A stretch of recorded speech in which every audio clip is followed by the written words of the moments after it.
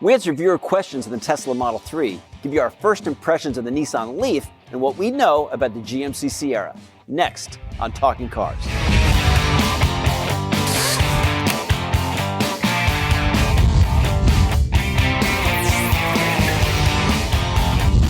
Hi everybody, welcome to the show. I'm Mike Quincy. I'm Mike Monticello. And I'm Ryan Pidlakowski. And kicking off today's podcast, we're getting right into it with the Tesla Model 3. I mean, this was front and center in the last podcast. We just did a first drive video done by yours truly, Mike Monticello, with a few interesting comments specifically about wind noise. And the comment reads, I don't want to be mean to Mike. Who doesn't want to be mean to Mike? I don't want to be mean to Mike, but he complains about wind noises on the highway. But then he says he misses engine sound, not noise evidently. It's only a noise to everyone else in or outside the car. So, noise, wind noise, specifically Tesla Model 3. What's your feeling about this? Why are you picking on me? Well, it's not just me. Obviously, the podcast world doesn't want to be mean to you, unlike the rest of normally us who work just with you. you. Yeah, okay, so really, wind noise. So there's a couple things going on here. For one thing, I think there is something to the fact that you have a heightened awareness of other sounds when you're in an electric car because it is so quiet, in terms of, there's no engine, right? Mm-hmm. Right? So there is something to that. But there's a difference between a noisy car and a car with a lot of wind noise. And this is a car with a fair amount of wind noise. Mm-hmm. You don't notice it, so it's going to be quieter than most cars as it's accelerating. But once you get up to highway speed, that's where we've so far noticed, again, we haven't fully tested the car. It's not through our test program. But what we've noticed so far is it has a fair amount of wind noise. And this is actually something we've noticed. We've said this in the Model S. We've said this about the Model X. Something sort of endemic to Teslas in a way. Yes, and there's several things going on here. First of all, it has an all-glass roof, which is really cool. And we had to order the glass roof. It's part of the premium upgrades, the $5,000 we needed to get. If you wanted a first production Model 3, you had to get the car equipped a certain way. And so we had to have the glass roof. So there's a fair amount of noise up here, where the glass roof goes overhead. But there's more to it than that. This is a car that you get in, and once you get up to speed, this happens to me, I think, pretty much every time I've driven it, where there's a lot of noise from the driver's window. And so I roll down the window and then I roll it back up because it sounds like it hasn't stopped. Yeah, like you left it down a little bit. Isn't that certain cars, it's so noisy, you almost check to see if the windows are up or down. Have you also noticed that the Tesla is a bit noisy? Yeah, no, I agree. And there is this weird sensation. There's no gasoline motor, so when you're accelerating, there's no noise. You're hearing other things because that white noise that was there isn't there anymore. Right. We'll call it that. But it's a noticeable amount of wind noise, I think, on the highway. It's wind noise, so it's not obnoxious, but it's there. Right. And it's kind of a premium car. But honestly, not as much noise insulation as some of the more luxury, right. But cars to his point, more than half of the roof is glass, and glass is, I don't think, a great insulator of noise. So and there's no sunroof.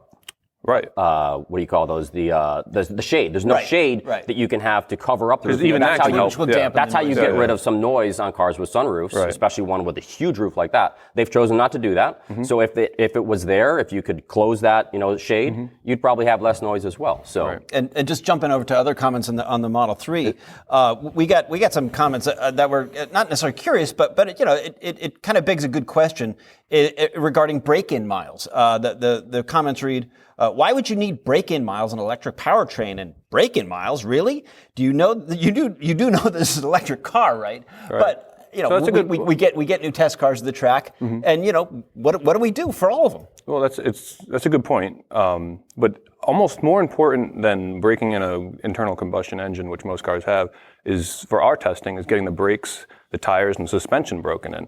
So, we buy these cars brand new, and we don't test them until they have between 2,000 and 3,000 miles on them. And this is what we do for all cars. This isn't just a Tesla thing, or every vehicle that we test goes through this protocol. But, breaking in the brakes, they have to go through a certain amount of heat cycles, meaning they basically have to get hot and cold.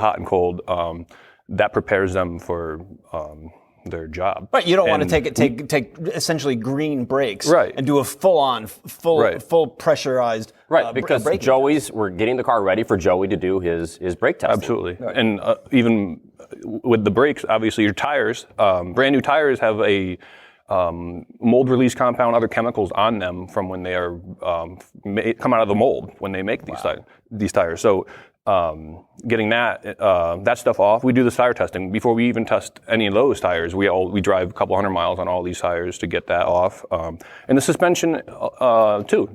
Little creaks here and there. Everything got to kind of settle in. It's brand new. This car has driven nowhere. It was built and it came here. Right. So when it comes to break-in miles, it's not really just the engine. There's a lot. Yeah. We just got to make sure that everything is working properly. Well, that's the other thing I was going to say. It's not just the tires and the brakes, and if it had an engine, the engine. It's also that we're trying to make sure that there's nothing wrong with this car before we start testing. I mean, we've had some test cars come in that have been back to the dealer multiple times. I don't want to name names, Alpha Julia, but been back. Warranty issues. Been back multiple times for things that needed to be fixed before we could even get the car to 2,000 miles. So it has happened. Yeah, we give them the benefit of the doubt. I mean, we want to make sure these things are up to snuff. Sorry, we really love all your comments about Tesla. It seems like it's the car brand that everybody wants to talk about. But keeping with the all-electric theme, some eagle-eyed viewers from the last podcast were wondering which car was in the background. The question was, I want to know what CR thinks of the new Leaf I saw in the background. So good on you for noticing that. Yes, we do have the new Leaf for our test program. Mike, you're like electric man right now. Tell me, what about the Leaf? Well, at least we're finally not talking about the Model 3. We've moved on to another car. We did do a lot of stuff on the Model 3.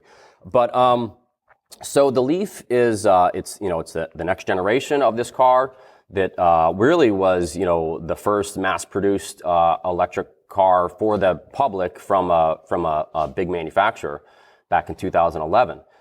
So it was a big deal back then, but the car has fallen behind in terms of its range. I mean, it had anywhere from during its life cycle, it was anywhere from 75 to 107 miles of range. So they've come out with this new version, which has more range, and it's EPA rated at 151 miles. But we'll get into how it drives in a little bit. But first, I think we need to talk about that because basically what with the Chevrolet Bolt and this Model 3, which is anywhere from 220 miles of range, to over 300 miles of range, depending on the battery size, it seems weird to come out with a brand new electric car and only have 151 miles of range. You basically, 200 is the new number. It seems like you need to have, or you're not in the game. Yeah, they're not even close. Now, in terms of I mean, Ryan is one of the larger people that we have testing our vehicles. Do you fit in the new Leaf? No. How does it work for you? No, the driving position's terrible for if you're a bigger guy. Not because there's not enough headroom, but because the steering wheel doesn't telescope. It just angles, and it's kind of a weird angle anyway. But the seat, I want to back up because I'm too close, but because my hands are hitting my knees, but you can't because the wheel doesn't telescope. So it's this awkward seating position. And the seat's not that great for me anyway. It's just kind of flat and odd. But I didn't find it as bad as Ryan because I'm vertically challenged, as everyone knows. I mean, sometimes I sit on a pillow so that I look taller here. Yeah, the two mics here are under 6 feet tall, unfortunately. But so I didn't have as big of an issue, but the center console that you're talking about with the right knee is a huge issue. I mean, even for me, I could get the steering wheel into a pretty good position, although you're right, it's sort of almost bus-like. It's bus-like, yeah. You sit up high, which is fine. The seat didn't bother me as much. I usually like Nissan seats pretty well. But I can see, but that the center console intrusion is it's ridiculous. Yeah. I don't know how that even. No, I can see liking the Leaf seat more than the Bolt, but in so many other ways, the Bolt is just gonna eat the Leaf. Yeah, well, the Bolt's the Bolt's redeeming. It's fun to drive. Right. I mean, it's fast. It handles pretty well. I mean, it's exciting to drive. Where this is kind of like the Leaf is kind of. They built a car for a while ago, I think. And they made a change with this car, so they tried to improve the handling, and they don't have to be, go separate ways, the handling and the ride, but in this case it did. They improved the handling. It has a little sharper turn in, doesn't lean as much through corners, but now the ride is a little stiffer, a little more choppy. So, not that if we're comparing it to the Bolt is very stiff as well, but the difference is the Bolt is a lot more fun to drive. Feels quicker. This car, I actually thought, when I first got in, I thought, okay, other than the center console problem, And the funky shifter. The funky shifter. Yeah. But it actually, it's an electric car, so it gets off the line pretty well. And it has a decent amount of power. Even if you get if you hit the throttle pedal, full throttle at, say 40 miles per hour to get a little more acceleration, at that speed, it still has some good power. Right. Once you get up more to like 60 miles an hour and then you hit the throttle again, there isn't a whole lot left at that point. You can't say it runs out of gas because runs out of steam or electricity, I guess. Something.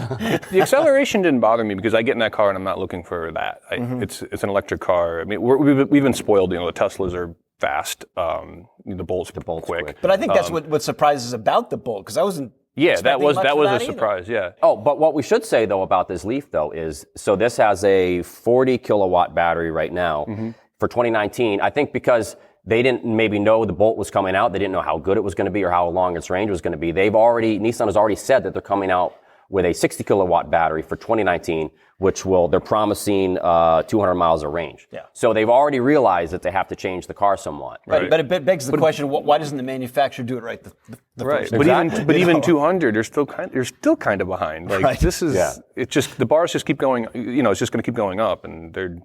So we've gone from the Tesla to the Leaf to the Bolt.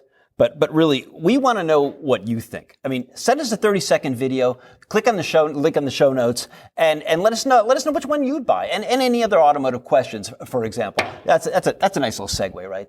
And our final segment in the news this week, GM recently unveiled its GMC Sierra pickup truck. This is a twin to the wildly popular Silverado Sierra, so I don't know. It's all confusing to me. No, actually, not really, because we're all truck guys here. You're always hauling around boats, and you got motorcycles. I love pickup trucks, so we're really curious about what's going to really set this truck apart. GM says that the new Sierra is going to have a carbon fiber composite bed. It's going to have a multi-purpose tailgate that can function as a step, a seat, a standing workstation. I don't know. Maybe it's going to get your coffee for you. Listen, Ryan, is this kind of bed thing? Is this gimmicky? Is this got some substance to it? So I saw a little video clip of it, and it kind of reminds me of when, and maybe they still have it. Ford had the step in the tailgate. The man step. The man step, and I have yet to see a used Ford F-250 that doesn't have that step damaged. If you're a contractor, I don't see that kind of stuff doesn't fly. It gets destroyed. These guys work with their trucks. They're putting heavy stuff in there. They're banging them around. They're in a rush. They're working. This thing looks complicated. It flips down. It does like 20 different things. There's a lot of moving parts. I just don't see that lasting. But I don't know if that's, maybe the contractor, the lower level trucks which most of these guys work with, are going to have that tailgate. Right. This is for the Denali. These are more for the Denali. So the MultiPro tailgate, as it's called, if you want the exact. MultiPro. That's like name. us. We're multi-pros. It's standard on the Denali and SLT trims. Okay, so those are the upper level. And they do buy these trucks, but are they beating on those trucks as hard as they are on the regular, the lower level, the lower trims? I don't know, but it's a lot of moving parts. I'm a simplicity kind of a guy. Well, moving parts, but you've got the grit of dirt, sand, rocks. Yeah, just wear and tear. Anything you're throwing in the back can get in the midst of those moving parts, right? Yeah. I mean, go ahead. I'm sorry. Wasn't there a remote, it came down on its own too? You can get a. I mean, talk about moving parts. There's another motor, an actuator. So the way whatever. it works is that you actually press a button instead of grabbing a handle or a lever to have the tailgate come down. You press a button. There's actually, I think, like 2 buttons on. So it's like a power lift gate. Yeah. So you press it and it comes down. Yep. In a damped fashion, which I really like when the tailgates are damped. But then there's all these things you can do with it. And until we get one in here and test it, we can't say for certain if we're going to like it or not. But I will say, like the step, it has this large step that goes kind of all the way across the back.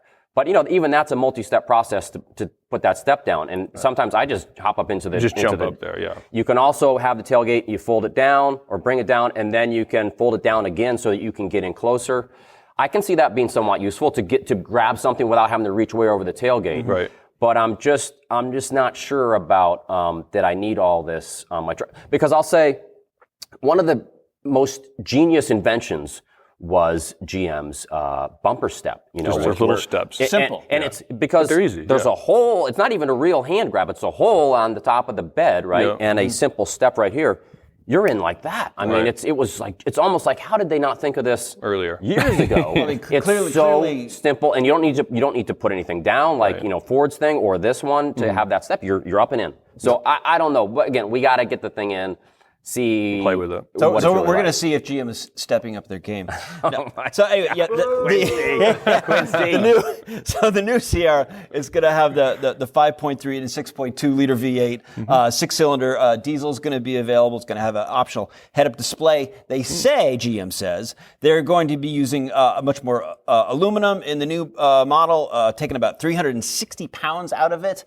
From a safety standpoint, blind spot and automatic emergency braking is only going to be optional on the top shelf. Denali, which is unfortunate. We think that should be on every trim at least available. If not standard, at least available. To have it only be available on the top one is we would hope that GM would rethink that approach. But again, you got 3 truck guys right here. Really looking forward to sampling. Well, and we didn't talk about the carbon fiber bed. Well, hey, you mentioned it, and I actually bring up the carbon fiber bed. Well, so the carbon fiber bed saves. This is Mike Monticello doing his homework, by the way. We're applauding that. Good job. Well, because you mentioned it at the beginning, and then we moved on to the tailgate, and this is the first carbon fiber bed in a production pickup. Saves 62 pounds, they say, versus the bed in the current truck. Right, which that seems interesting. That's not a lot of weight. Not a lot of weight, and carbon fiber, when I just hear carbon fiber, I think of dollar signs. I mean, this is Porsche. Yeah, this is like a high-tech material, composite material, and now we're building a bed that gets beat up. So, exactly. But it's supposed to be stronger, less scratch resistant. That's what they're saying. Whatever, more scratch Better resistant. dent, scratch, and corrosion resistance. Only available on the top Denali trim, so it's not standard on anything. Carbon fiber is an expensive process. I mean, it's a handmade thing. And it's a huge amount of it. And how much does it cost to repair? Yeah. What if somebody rear-ends your carbon fiber bed? Yeah. How much is that going to? And what's interesting is that GM made fun of Ford for using all this aluminum. It's weak and it's that. Right. And now they're coming out with carbon fiber. So. You know what I'm excited about though, because you said we are truck guys, and it is funny that we're all 3 on here. I don't even know if this was intentional by producer Dave, who knows? We are all truck guys, and so with the new Ram, the 2019 Ram coming out. The new Chevy Silverado coming out. I'm excited. And a new Ford Ranger coming out. Yeah. We're going to have some trucks in our future for a while. I'm kind of excited about that. We're going to have some Talking Trucks podcast. I like that. How do you come up with these? Hopefully with these 3 guys, because like I said, we're real truck guys here. Well, honestly, that's really going to do it for this edition of Talking Cars. As always, we really appreciate you watching, and we'll see you next week.